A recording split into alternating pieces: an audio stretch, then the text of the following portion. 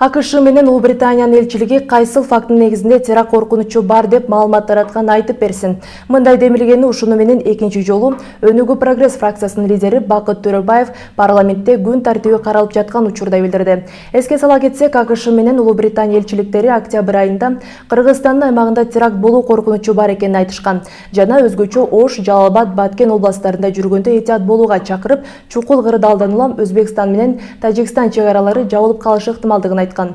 Бул боюнча өкмөттүн маалымат берүүсүн 11 октябрдагы Конституциялык мыйзамдуулук комитетинде Бакыт Төрөбаев 12 октябрдагы палатанын күн тартибине биринчи маселе катары киргизип, кароону сунуштап, аны комитет колдогон болчу.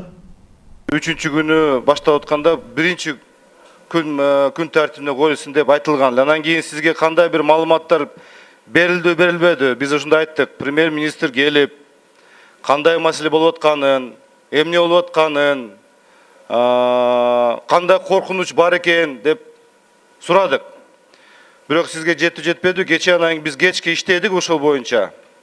Азыркы биз бир суроо бердик. Элчиликтергечи бир суроо бердик. Эмне негизинде сиздер ошондой маалыматтарды таратып атасыңар?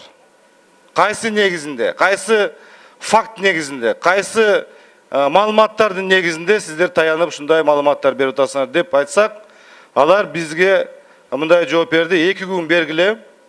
2 күн бергенден кийин, өткөндөн кийин биз так ал жактан маалыматтарды биз беребиз деп айтышты.